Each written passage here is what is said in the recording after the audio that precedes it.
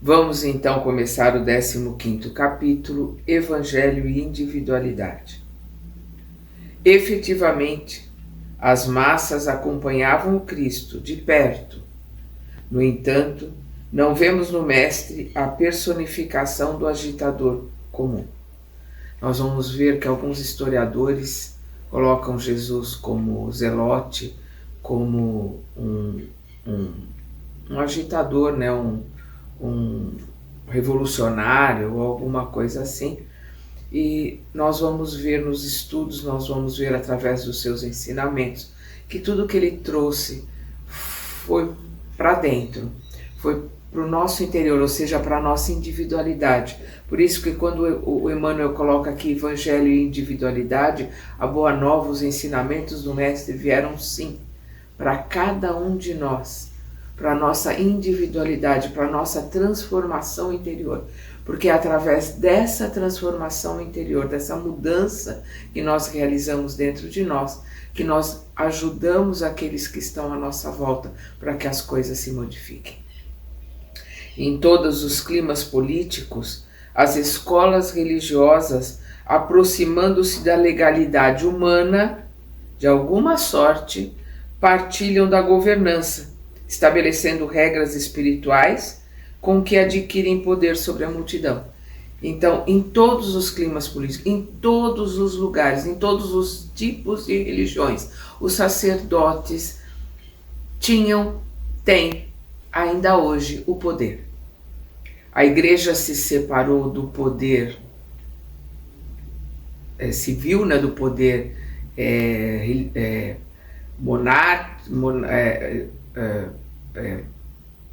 do rei, da rainha, do imperador, do que for,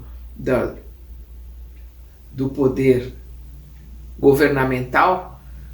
Hoje as igrejas estão separadas, mas antigamente o poder estava na mão dos sacerdotes, dos religiosos, desde o Egito Antigo, e hoje continua de alguma forma, continua de alguma forma na mão daqueles que controlam as massas, seja por uma crença, por uma determinada religião, seja pelo materialismo, seja pelo culto ao poder e ao dinheiro, que não deixa de ser também uma crença. Seja qual for o motivo, ainda o poder está na mão daqueles que querem dominar as massas, que querem fazer com que as pessoas pensem do jeito que eles querem, façam do jeito que eles querem. E Jesus, ao contrário, veio trazer a liberdade, o vigiar e orai, vigiar os nossos pensamentos e sentimentos e orarmos quando sairmos do caminho. Então, em todos os climas políticos, as escolas religiosas, aproximando-se da legalidade humana, né, das formas de governar, de alguma sorte partilham da governança, são o governo, estabelecendo regras espirituais com que adquirem poder sobre a multidão, metendo medo, assustando, criando normas e ritos que fazem com que as pessoas fiquem ali presas, né, nas ideias, no cabresto que essas religiões colocam. Jesus, porém, não transforma o espírito coletivo em terreno explorável. Ele não está buscando o domínio da multidão, nem o domínio de ninguém. Jesus vem nos trazer a liberdade, o esclarecimento, a alegria, como nós vimos no nosso estudo passado. Proclamando as bem-aventuranças à turba no monte, né, o Sermão do Monte, não a induz para a violência a fim de assaltar o celeiro dos outros. Ele não é um rebelde. Quer dizer, ele é considerado rebelde pelas ideias inovadoras que ele trouxe, mas ele não é um rebelde no termo, na expressão daquele que incita a multidão contra o outro, que incita o nós e os outros, as divisões como nós temos hoje. Nós estamos certos, os outros estão errados. Seja na política, na religião, no futebol, em tudo, todas as coisas as pessoas estão se dividindo, se apartando, enquanto que o que Jesus nos traz é a união, é o respeito pelo diferente, é o respeito por quem pensa diferente, é o respeito por todas as ideias e por todas as crenças, porque Jesus não formou nenhuma religião, nenhuma crença. Ele veio trazer a liberdade. Jesus, porém, não transforma o espírito coletivo em terreno explorável. Proclamando as bem-aventuranças à turma no monte, não a induz para a violência, a fim de assaltar o celeiro dos outros. Multiplica ele mesmo o pão que a reconforte e alimente. Ele, daquilo que foi dado, porque é tão importante a colocação que ele faz para os discípulos, que tendes. Tinham 4 pães e 3 peixes. Esses 4 pães e esses 3 peixes ele multiplicou. E sobraram cestos de pães. Ele vai buscar dentro do que nós temos em nós para dar. E ele vai multiplicar isso para que nós possamos ter o conhecimento em abundância, a alegria em abundância, a felicidade em abundância, não num planeta de provas e expiações. Nós temos que passar pelos aprendizados, pelas necessidades de estarmos aqui para podermos ir galgando a nossa escada para estarmos em regiões onde teremos a verdadeira felicidade, a felicidade em abundância. Não convida o povo a reivindicações. As exigentes eram escravos, os hebreus eram escravos dos romanos. Não saiu exigindo nem pedindo nada, muito ao contrário. Dai a César o que é de César e a Deus o que é de Deus. Aconselha respeito aos patrimônios da direção política, aos romanos, que eram os senhores e eles escravos, na sábia fórmula com que recomendava seja dado a César o que é de César. Muitos estudiosos do cristianismo pretendem identificar no mestre divino a personalidade do revolucionário, instigando seus contemporâneos à rebelião e à discórdia. Entretanto, em nenhuma passagem do seu ministério, dos seus ensinamentos, encontramos qualquer testemunho de indisciplina ou desespero diante da ordem constituída. E colocava o tempo todo: o meu reino não é deste mundo. A ordem do mundo, do jeito que estava, era como tinha que estar, pelas situações das escolhas das maiorias. Nós é que temos que aprender as nossas lições dentro do lugar em que nós fomos colocados. Como está lá no Eclesiastes, que é o livro de Salomão, que nós temos que florescer aonde fomos plantados. E é verdade, aonde nós fomos colocados, nós temos que florescer. Nós temos que dar o nosso testemunho, nós temos que multiplicar os nossos talentos. Socorreu a turba sofredora e consolou-a. Nenhuma colocação, e nós vamos ver nem na Torá, que são os livros com as colocações de Moisés e mais as colocações dos profetas. A Torá são os 5 livros de Moisés. Nós vamos ver que não existe uma colocação tão consoladora, tão abrangente, tão amorosa, como a que Jesus trouxe, que é do amor, do perdão, o amar os inimigos, ao aquele que te pede 1, dá 2, a fazer mais do que aquilo que se espera que se faça. É isso que ele veio nos mostrar, ou seja, aprenda a tua lição, cresça, floresça, se transforme para poder ir ascendendo, subindo, se elevando, para podermos chegar aonde ele chegou e ele continua o seu trabalho, ele continua o seu aprendizado. Por isso que ele coloca que podemos fazer o que ele fez e ainda mais, porque ele continuou o seu processo evolutivo e nós vamos continuar também eternamente. Ao apóstolo, socorreu a turba sofredora e consolou-a. não se mostrou interessado em libertar a comunidade das criaturas cuja evolução até hoje ainda exige lutas acerbas e provações incessantes, mas ajudou o homem a libertar-se. É o que ele veio trazer, a verdadeira liberdade, liberdade interior. Busqueis a verdade vos libertará. Ao apóstolo exclama: vem e segue-me. Aquele que vier depois de mim, pegue a sua cruz ou pegue a sua charrua, não olhe para trás e siga-me. O que é não olhar para trás?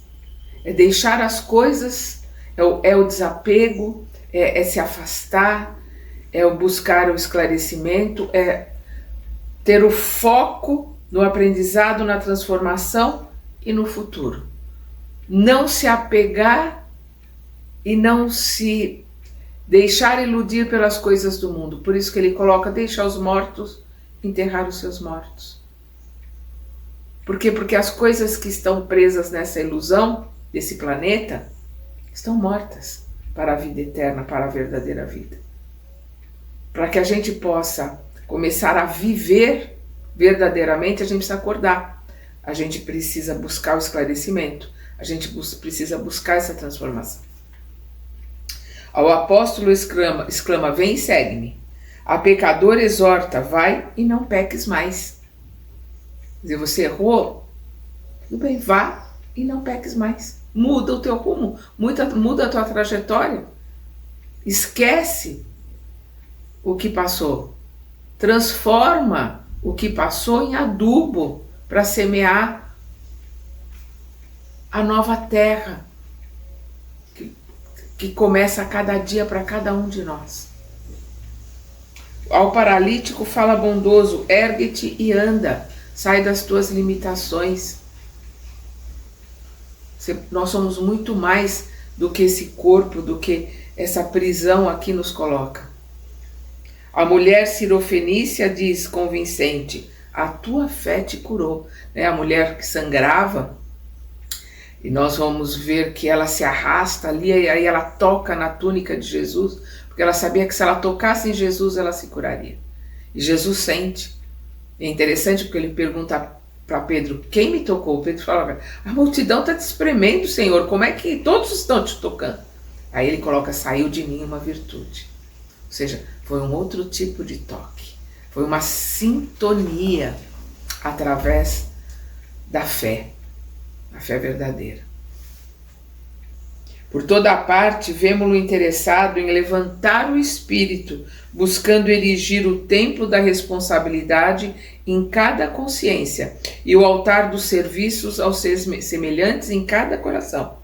Então, nós vamos ver Jesus interessado em levantar o espírito. Nós somos espírito, não importa o corpo. Nós vamos ver na questão 700, se eu não me engano, 726, mas não tenho certeza. Onde nós vamos os espíritos colocando que o que importa é o que nós somos, que é o espírito. Da mesma forma que um general na guerra não se importa com o uniforme pode estar roto, rasgado, pauperado, ele está preocupado com os seus soldados. Então não importa esse uniforme, não importa essa vestimenta. A gente que temos que nos libertar a nós somos espírito. Nós temos que buscar essa consciência e essa transformação. E aí a gente veio aqui buscando erigir, quer dizer, montar, construir o templo da responsabilidade em cada consciência. A responsabilidade que nós temos sobre nós mesmos, sobre a nossa vida, sobre as nossas escolhas, é o agora. Nós estamos construindo e montando o amanhã, o nosso futuro. Nós somos herdeiros de nós mesmos. Então, buscando erigir o templo da responsabilidade em cada consciência e o altar dos serviços aos semelhantes em cada coração. A caridade, a fraternidade, a empatia, o servir verdadeiramente. É isso que Jesus busca de nós, porque Deus age para o homem através do homem. Então, quando nós servimos, nós estamos fazendo aquilo que Deus espera de nós. demonstrando as preocupações que o tomavam perante a renovação do mundo individual. A preocupação dele não era se era escravo, se não era escravo, se era o romano que dominava, se não era porque ele sabia que todos aqueles templos ruiriam, né? O que é Roma? Roma dominava o mundo todo daquela época. O que é Roma hoje? O que são os romanos hoje? Então ele sabia dessa transitoriedade, mas o que ele se preocupava? Ele se preocupava com a renovação do mundo individual, com essa transformação individual do nosso mundo interior. Não se contentou em sentar-se no trono diretivo, né, dando ordens, comandando, não é isso que interessava para ele. Em que os generais e os legisladores costumam ditar determinações. Não era esse trono, nem esse tipo de poder que ele tinha. Até teria, se quisesse, mas não é o que lhe interessava. Tinha coisas muito mais importantes e eternas. Tudo o que ele nos ensinou e tudo o que ele nos deixou foi para a nossa individualidade e para a eternidade. Aqueles que aprenderam o que ele ensinou não estão mais na Terra, estão em planetas melhores. Nós estamos aqui porque não aprendemos. Estamos tendo dificuldade até agora em aprender. Desceu ele próprio ao seio do povo e entendeu-se pessoalmente com os velhos e os enfermos, com as mulheres e as crianças. Entreteve-se em dilatadas conversações com as criaturas transviadas e reconhecidamente infelizes. Ele foi falar com os mais pobres, com os doentes, com as pessoas mais simples, ignorantes, prostitutas, bêbados, né, pescadores, publicanos que eram odiados pelos judeus, toda a forma, todo tipo de pessoas, de doentes, que para os judeus o doente estava naquela situação por culpa sua, por ter afrontado a Deus, e ele vai consolar, vai mostrar que eles podem melhorar, ele vai mostrar que eles têm como sair dessa situação, que aquilo não é um castigo de Deus, que Deus é Pai, Deus é amor, aquilo é uma situação de ação e reação, nós recebemos de volta aquilo que nós enviamos. Então nós vamos ver que ele vai ser extremamente consolador para aquelas pessoas infelizes, sofredoras, doentes, transviadas. Usa a bondade fraternal para com Madalena, a obsediada, quanto emprega a gentileza no trato com Zaqueu, o rico. Então, desde a que tinha, né, o domínio, ela era dominada pelos espíritos, pelos seus obsessores, né, ou pelos demônios, como se colocava na época, como para o Zaqueu, que era, né, um publicano, que cobrava do seu próprio povo, extremamente rico, mal visto por todos. É o mesmo tratamento. Ele não olhava para aquelas pessoas por como elas eram, ele olhava para aquelas pessoas como ele olha para nós hoje, pelo que nós seremos. Todos nós seremos anjos um dia. Essa é a determinação de Deus. Reconhecendo que a tirania e a dor deveriam permanecer ainda por largo tempo na Terra, porque o planeta Terra está se modificando. Então, reconhecendo que a tirania e a dor, porque infelizmente é o mal que domina o planeta Terra, vai levar um bom tempo para isso se modificar e se transformando, conforme nós formos nos transformando aqui. Então, reconhecendo que a tirania e a dor deveriam permanecer ainda por largo tempo na Terra, na condição de males necessários à retificação das inteligências. O benfeitor celeste, nosso Mestre Jesus, foi acima de tudo o orientador da transformação individual. Todos os seus ensinamentos, as suas parábolas, tudo é para que nós nos transformemos individualmente. Eu vim aqui para aprender e para me transformar. O problema do outro é do outro. Eu estou aqui para me vigiar. Eu não estou aqui para vigiar o outro. Eu estou para me vigiar. Eu tenho que me transformar, eu não vou transformar ninguém. Acima de tudo, o benfeitor celeste foi, acima de tudo, o orientador da transformação individual, o único movimento de libertação do espírito com bases no esforço próprio e na renúncia do próprio eu. Essa transformação, essa renúncia do ego. Eu estou, Sandra, eu não sou, Sandra, eu sou um espírito que ao longo das eras, dos milênios, está se modificando e se transformando. Para isso, lutou, amou, serviu e sofreu, até a cruz, confirmando com o próprio sacrifício a sua doutrina de revolução interior, quando disse, abre aspas, e aquele que deseje fazer-se o maior no reino do céu, seja no mundo o servidor de todos. Fecha aspas. Então, o que ele está colocando aqui? Emmanuel nos mostrando o evangelho e a individualidade. Os ensinamentos, tudo aquilo que o Cristo nos trouxe é para o nosso crescimento, é para o nosso aprimoramento, é para a nossa individualidade, porque individualmente crescendo, se transformando, nós nos juntamos nessa transformação e transformamos o coletivo. Eu vou repetir aqui até o final. Reconhecendo que a tirania e a dor deveriam permanecer ainda por largo tempo na terra, na condição de males necessários à retificação das inteligências, o benfeitor celeste foi, acima de tudo, o orientador da transformação individual, o único movimento de liberação do espírito, com bases no esforço próprio e na renúncia do próprio eu. Para isso lutou, amou, serviu e sofreu até a cruz, com todas as suas colocações, com todos os seus ensinamentos, e foi o seu final um holocausto, um sacrifício imenso que ele fez, mas o sacrifício maior foi ter vindo, ter se densificado para poder encarnar num corpo tão primitivo e conviver num planeta e com pessoas tão primitivas como nós. Por isso lutou, amou, serviu e sofreu até a cruz, confirmando com o próprio sacrifício a sua doutrina de revolução interior, quando disse, e aquele que deseje fazer-se o maior no reino do céu, seja no mundo o servidor de todos.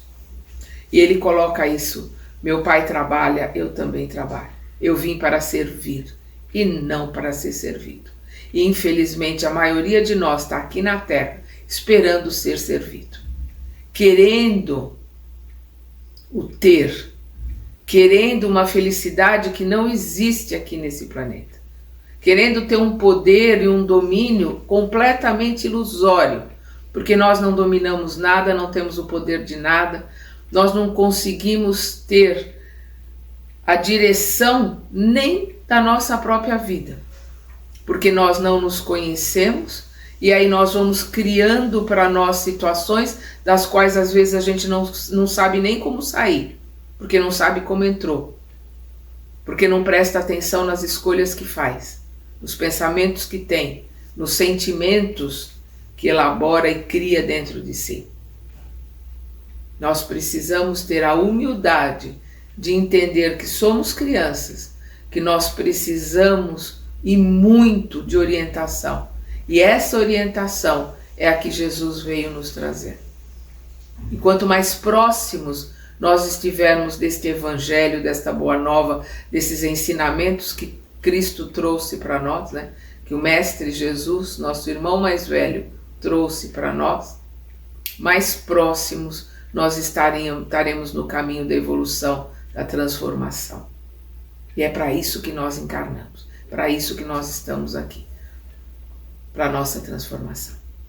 No nosso próximo estudo nós vamos ver o Evangelho e a caridade. Nós vimos aqui o Evangelho e a individualidade, a nossa transformação interior. Na próxima nós vamos ver o Evangelho e a caridade, como o Evangelho nos ensina a nos relacionarmos com os outros espíritos que estão aqui, na nossa mesma condição de aprendizes. Até lá!